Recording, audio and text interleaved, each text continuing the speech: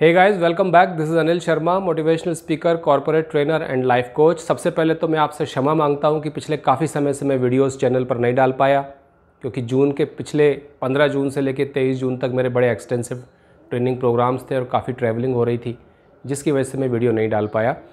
तो इसके लिए आपसे मैं से क्षमा चाहता हूँ। अभी हाल ही में मैं एनसीआरबी के द्वारा एक रिलीज़ रिपोर्ट थी जो मेरे सामने आई इंटरनेट पर ब्राउजिंग करते करते। 2022 का एक डेटा था एनसीआरबी का।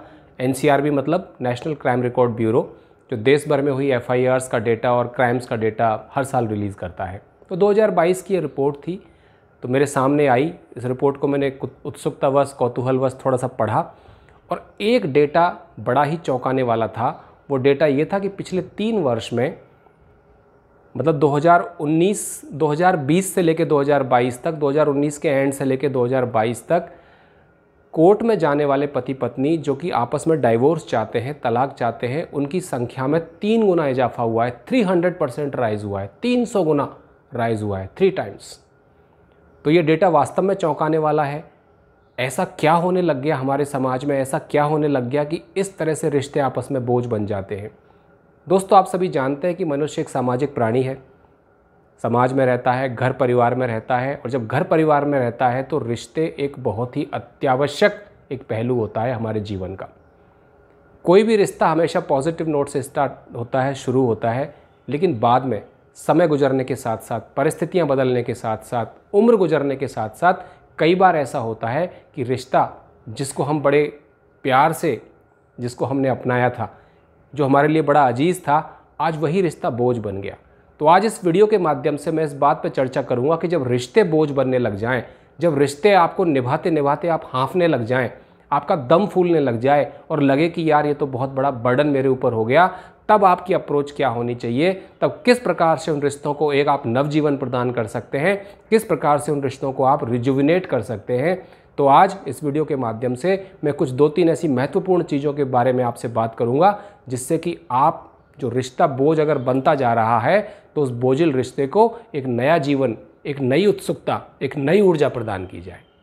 तो सबसे पहली चीज़, जिस चीज़ का आपको ध्यान रखना है यदि रिश्ता आपके ऊपर बोझ बनता जा रहा है, तो सबसे पहले बात यह है कि आप दूसरे के साथ कम्युनिकेट करिए।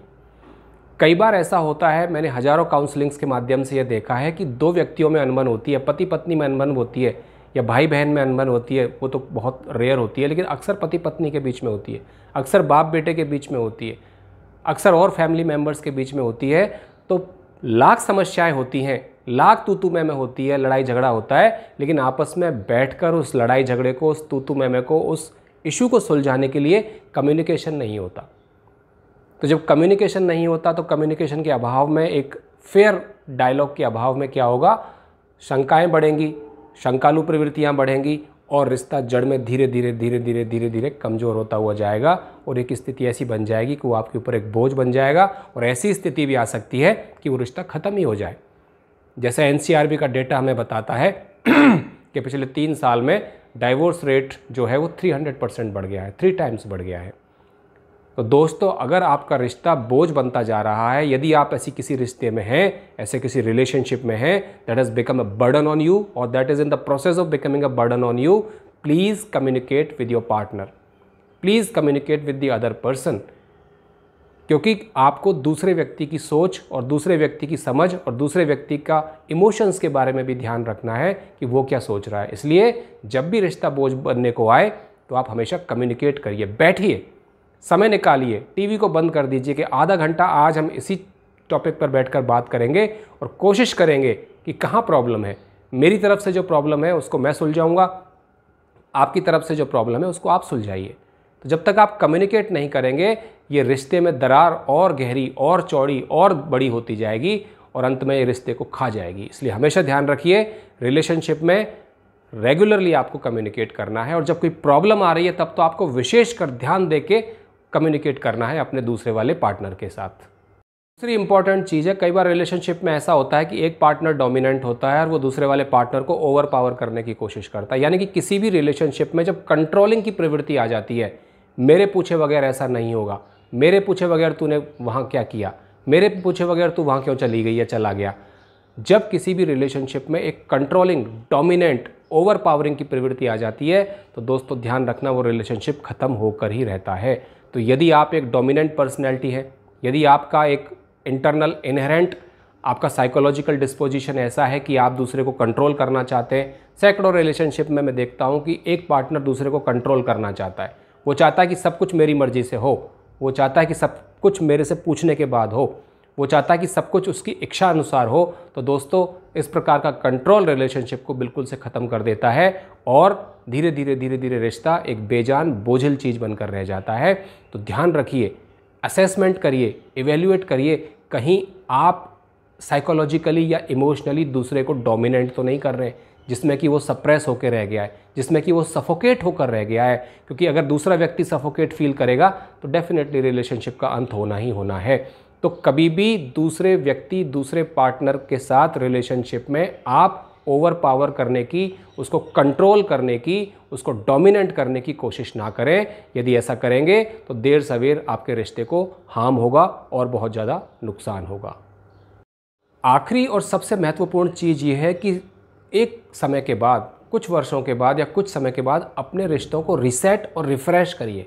जी हाँ, ये दो बहुत ही इंपॉर्टेंट शब्द हैं, रीसेट और रिफ्रेश। देखिए 25 साल पहले रिलेशनशिप जो स्टार्ट हुआ उस समय आपकी उम्र कुछ और थी, उस समय आपका साइकोलॉजिकल परसेप्शन कुछ और था, उस समय ज़िंदगी की स्थितियाँ कुछ और थीं, परिस्थितियाँ कुछ और रही होंगी। लेकिन धीरे धीरे जैसे जैसे समय गुजरता है परिस्थितियाँ बदल जाती हैं, साइकोलॉजिकल परसेप्शन बदल जाता है, शरीर बदल जाता है, फिजियोलॉजी बदल जाती है, वे ऑफ थिंकिंग बदल जाती है। इसलिए परिस्थिति के अनुसार रिश्तों को रिफ्रेश और रीसेट करने की कोशिश कीजिए। जब मैं कहता हूँ कि रिफ्रेश और रीसेट करने की कोशिश कीजिए तो ज़िंदगी के नए आयामों को खोजिए, उस रिलेशनशिप में और बेहतर क्रिएटिव तरीके से और आप क्या कर सकते हैं, क्या एक्सप्लोर कर सकते हैं, उनको खोजिए। कहीं सैर पर जाइए, प्रकृति की गोद में जाइए, पिकनिक पर जाइए, ये चीज़ें, सिनेमा देखने जाइए, किसी बुक फेयर में जाइए, किसी लिटरेचर फेस्टिवल में जाइए। इससे क्या होगा, और उस पार्टनर के साथ जाइए जो आपके साथ रिलेशनशिप में है, उस पार्टनर के साथ जाइए जिसके साथ रिलेशनशिप बोझिल होने लग गया है या भविष्य में हो सकता है। तो रिश्तों को रीसेट और रिफ्रेश करना बहुत ज़रूरी है। समय की परिस्थिति के अनुसार आप उस रिलेशनशिप को रीसेट करें, बैठे अपने पार्टनर के साथ कम्युनिकेट करें और ऐसी चीज़ें करें जो ज़िंदगी में मोनोटोनी को, ज़िंदगी के ढर्रे को तोड़े। क्योंकि दोस्तों जीवन एक ढर्रा है, उसी ढर्रे पर ज़िंदगी साल दर साल चलती रहती है और एट टाइम दिस ढर्रा सक्स, दिस मोनोटोनी सक्स। तो इसके लिए आपको अपने रिलेशन को रिफ़्रेश और रीसेट करना बहुत ज़रूरी है। यदि समय समय पर आप साल में एक बार या 6 महीने में एक बार इसको रिफ़्रेश करते रहे, इसको रीसेट करते रहे, explore new ways of doing things, go for trekking, go for mountaineering, go for swimming, go for running. I myself a marathon runner. तो इससे क्या होता है कि आपके रिलेशनशिप में नई ऊर्जा आती है, आपके रिलेशनशिप में नई जीवंतता आती है, नई लाइफ एनर्जी आती है और वो बेहतर होता है, मजबूत होता है, कम बोझिल होता है और लंबे समय तक वो चलने की क्षमता प्राप्त करता है। तो इन 3 चीज़ों का आप हमेशा ध्यान रखिए। अपने पार्टनर के साथ कम्युनिकेट कीजिए, दूसरे पार्टनर को कभी भी फोर्सफुली ओवर पावर या कंट्रोल करने की कोशिश ना करें और समय समय पर अपने रिश्तों को रीसेट करते रहें और रिफ्रेश करते रहें। और तब देखिए आप बोलेंगे, wow life is beautiful, life is wonderful, आहा जिंदगी, I love my life. I hope you would have liked the video. If you did like the video, press the bell icon, subscribe and share. Thanks for watching.